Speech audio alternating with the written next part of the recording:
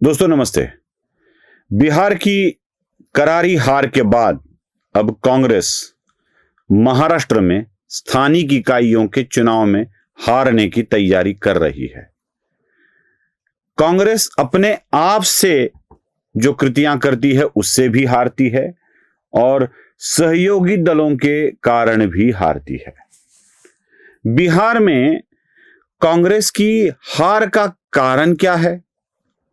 लोग मानते हैं कि राहुल गांधी लोगों तक पहुंच नहीं पाए का मतलब है लोगों को तो उन्होंने अपने पास बुला लिया रैलियों में, लेकिन उनकी भावनाओं को लोगों तक वो पहुंचा नहीं पाए।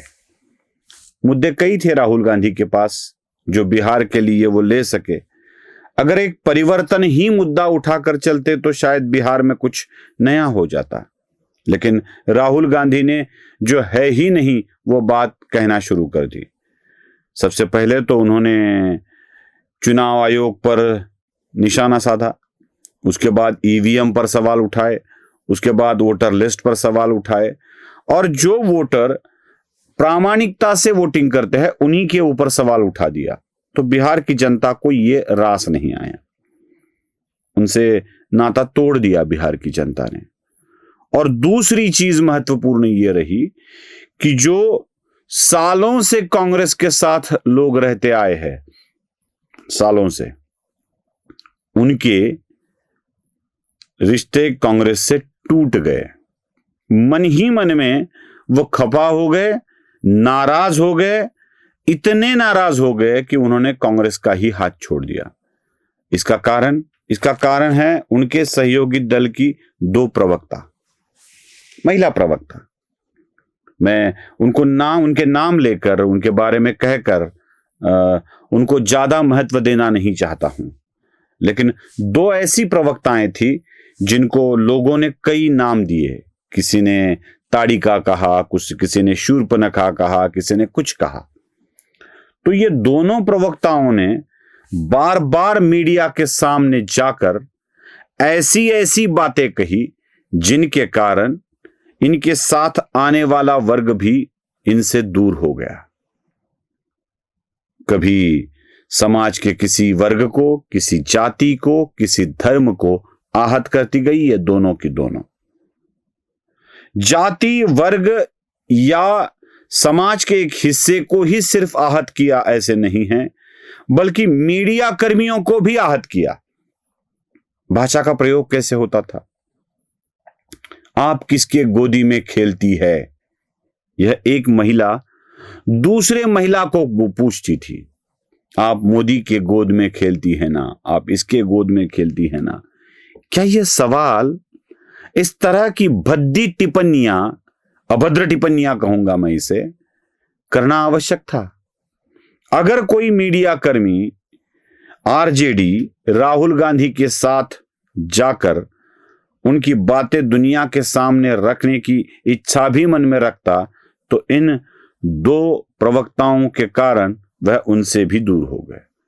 मतलब जितने भी जुड़ना चाहते थे उनको जुड़ने से पहले ही तोड़ देने का काम करती थी। डिंभकावस्था में ही बच्चे को खत्म किया जाता था। मतलब अगर किसी के मन में भावना पनप रही है तो उसको वहीं खत्म किया जाता था। मुझे सेम पैटर्न, मैं इसलिए कह रहा हूं कि यह सेम पैटर्न महाराष्ट्र में दिख रहा है। उद्धव ठाकरे की एक प्रवक्ता है जिनको अक्का के टोपन नाम से जाना जाता है, मैं उनका भी नाम लेना नहीं चाहूंगा, जिन्हें अक्का के टोपन नाम से अब पूरी मीडिया या सोशल मीडिया जानने लगी है, पहचानने लगी है। उनका नाम भी यही बन गया है। अक्का भी ऐसी अभद्र टिप्पणियां करने वाली है। न जाने कितने वीडियो अक्का के आज भी वायरल है, जो संतों को गाली देती है, साधुओं को गाली देती थी, जो हिंदू संस्कृति को भला बुरा कहती थी। यहां तक कि ऐसे त्योहारों के संबंध में वो उद्धव ठाकरे और आदित्य ठाकरे को भी गाली देती थी। वो कहती थी कि इतना ही शौक है ठाकरे परिवार को दही हांडी खेलने का, तो निचले स्तर पर वो खुद रहे, अपने शीश पर अपने बेटे को बिठा ले और खेले दही हांडी। यहां तक कह देती थी। तो हिंदू भावनाओं को आघात पहुंचाने वाली अक्का महाराष्ट्र में एक्टिव है और आज वही अक्का कांग्रेस शिवसेना की प्रवक्ता बनकर महाविकास आघाड़ी के रूप में कांग्रेस का भी प्रचार करने वाली है।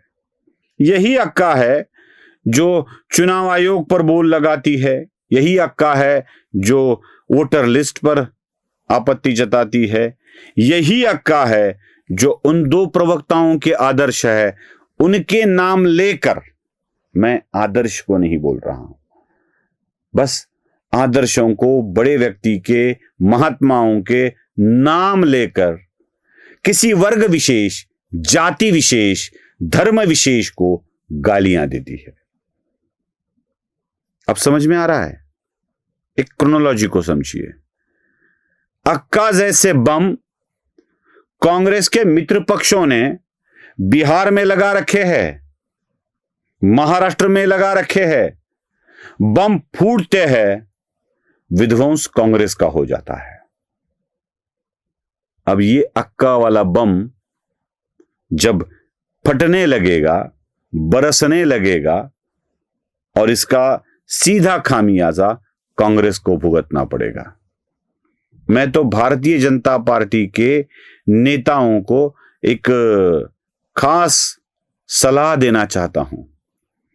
भाई, जीतना है तो ईवीएम के आरोपों पर उत्तर मत दो, जीतना है तो वोटर लिस्ट के आरोपों पर उत्तर मत दो।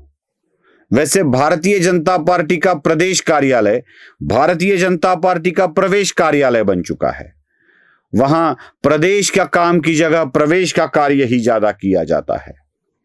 यह भी करने की जरूरत नहीं है। अगर भारतीय जनता पार्टी को इस चुनाव को जीतना है, स्थानिक इकाइयों के, मुंबई म्युनिसिपल कॉरपोरेशन को जीतना है, पुणे कॉरपोरेशन को जीतना है, ठाणे कॉरपोरेशन को जीतना है, जिला पंचायत को जीतना है, तो बस एक काम कर लो।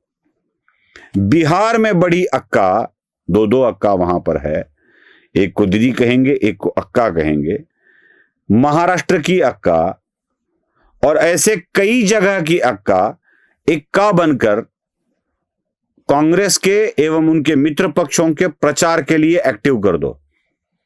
आप ही अपॉइंटमेंट कर दो उनकी, बाकी कुछ करने की जरूरत नहीं है। ये मिलकर, ये सारी मिलकर खत्म कर देगी उनकी पार्टी को भी, कांग्रेस को भी, उनके जनमत के आधार को ही हिला देगी। तो बीजेपी वालों, सिर्फ याद रखो कि अपनी तरफ सारे लेने की जगह अगर कुछ वहां भेज सकते हो क्या, उस पर भी विचार करो। क्योंकि अपनी तरफ जो आ सकते हैं, अपनी पार्टी की तरफ जो आ सकते हैं, उन वर्ग विशेष को, भावनाओं को उनके आहत कर कर दूर लौटने वाली, दूर डालने वाली इन्हीं प्रवक्ताओं को महाराष्ट्र में भी एक्टिव किया जाना चाहिए। बस यही मुझे लगता है। नमस्ते।